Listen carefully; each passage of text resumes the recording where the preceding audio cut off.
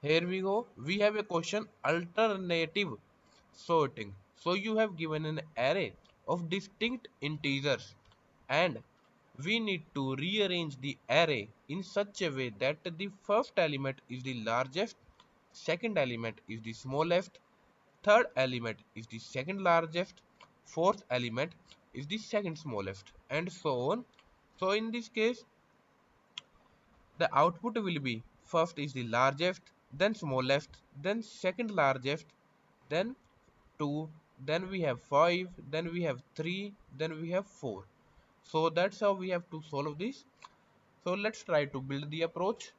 We have this array. Let's suppose we have this array. So first we need to sort this array. Then in the output we need to return in a list. So for this, what I will do is I have I and j. So first we need to get this 4. Let's take 4 and we have taken this. Now j points to this value. So now let's take 1. I points, I move forward. Then let's take 3. Then it will move back. Then we have 2. Then it will move ahead. So while this condition holds, we will take the element. So let's talk about this test case. First we have to sort this. So let's sort it. After sorting, we got this 1, 2 and 3. I points at 0, j points and minus 1. So in the list, first we take jth element, j decrements, then we take ith element, then increments, then we take jth element, j decrements. Now this condition does not hold true. So we cannot take ith element anymore. So just return this. So first what I will do is I have a while loop holding this condition.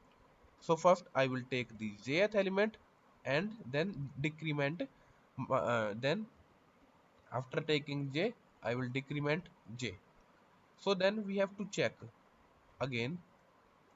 So if our j is less than I, if our j is less than I, we will just break out, else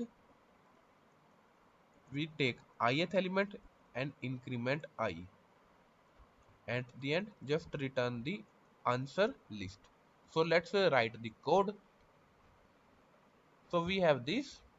First we need to sort the input array. Then we need to find n. We have answer. I points 0, j points to n minus 1. We have this condition. We take the jth value and decrement j after that. Then if this condition is satisfied, we just break out. Else we need to take the ith element and I increments, return the list. So let's give it a try. Let's talk about time and space complexity. In this case we are doing a sorting, so it will take order of n log n. Then space complexity is order of n. And thank you all for watching.